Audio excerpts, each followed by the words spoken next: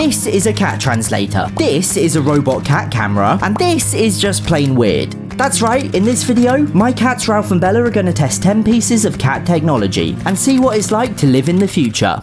So let's start with that weird one, a scratching post. Yeah, you're going to have to trust me on this one. Other than being a lot taller than the ones Ralph and Bella already have, this looks pretty normal at first glance. That's until you plug it in, however. Yep, it has LEDs inside. The idea is to create a moving pattern for your cat to chase. Sort of like the dot from a laser pen, and it can even play Snake. I'm not gonna lie, I kinda wanna chase it myself. Ralph was first on the scene, and though he immediately seemed to like it, he was far more interested in rolling around frolicking, whilst Bella sat next to me completely uninterested. Eventually Ralph couldn't resist a scratch awkwardly laying on his side, before going full-on zoomy mode. Still, he remained indifferent to the lights, and then this happened. Bella, you're supposed to be scratching the colourful, exciting new one.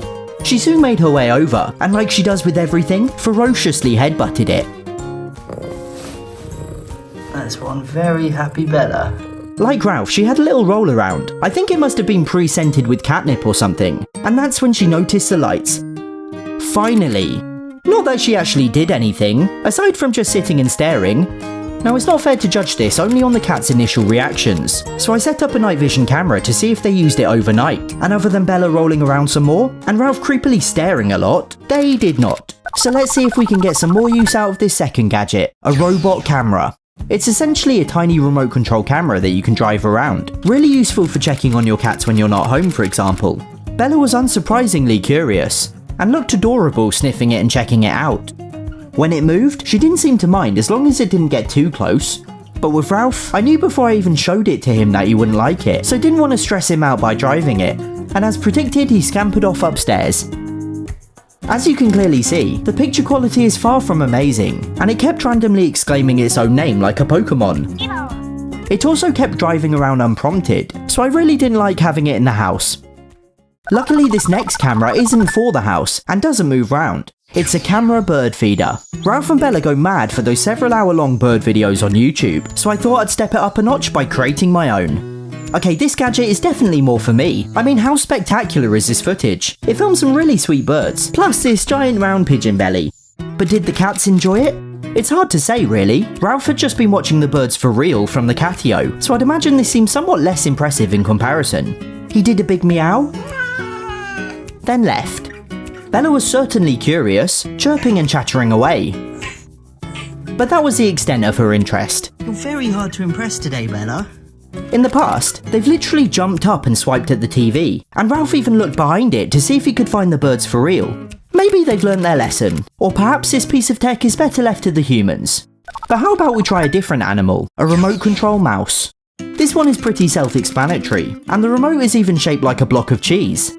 It caught Bella's attention straight away, but definitely frightened her when it scuttled towards her paws. Meanwhile, Ralph had heard the commotion, and quickly came to investigate, hunching over and ready to pounce.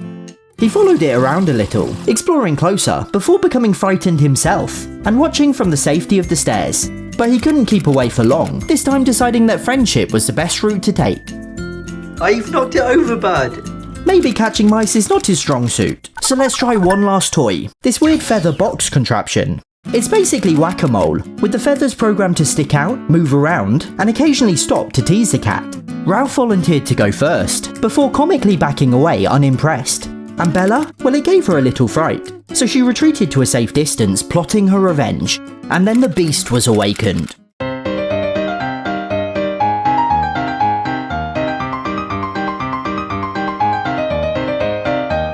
The counterattack was short-lived. She got distracted rolling round, but it gave her a few minutes of entertainment at least. Now some of these so far have just been gimmicks where the tech is novel, but not particularly useful, but these next few are genuine game changers. First is an automatic cat feeder, which I originally bought to dispense cereal for myself in the breakfast train video. The top section gets filled with cat biscuits, then you can either use a mobile app to trigger it, or set it to automatically release at preset meal times. It's great for if you're away overnight, for instance, or can't get home from work to feed your cat's lunch. It does admittedly terrify Ralph, but as long as he's not nearby when the food falls, he's fine. That said, we no longer use it, in favour of this next gadget.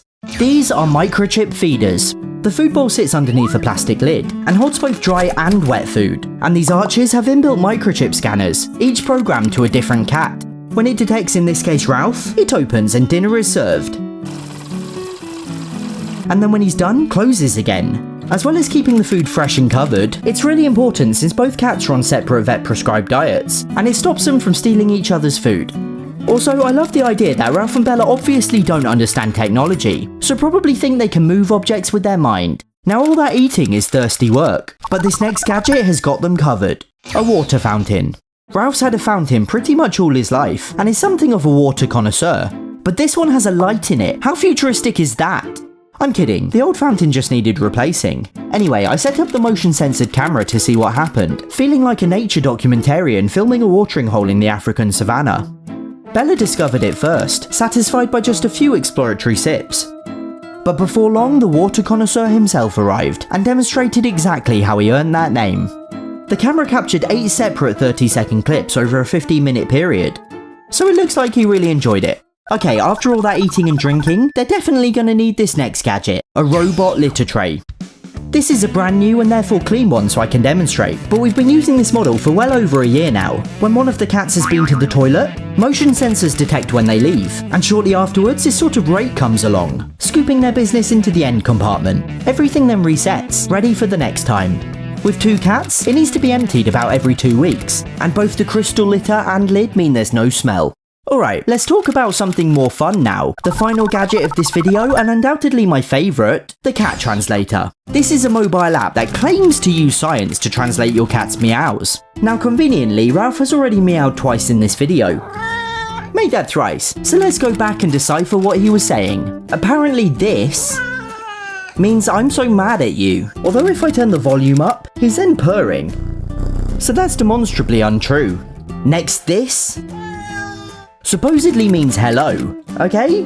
And finally this allegedly means, and this is the weirdest one yet, you and I are a bonded pair. That's a very strange thing for a cat to say. As for Bella, she seldom meows, so this is the only one I actually managed to capture. And it means, I am so glad you are here. Yeah, it's not great. However, when I said the Cat Translator was my favourite thing in this video, well, I wasn't talking about this one. I've made my own, and it's definitely not pretend. If I hold this near Ralph when he's meowing, we're gonna find out what he really has to say. I call it the completely accurate talking translator and language knower. Time to give it a try. Hey Chris. Feed me treats and rub my belly. Seems accurate. So there we go. Is technology gonna change Ralph and Bella's life?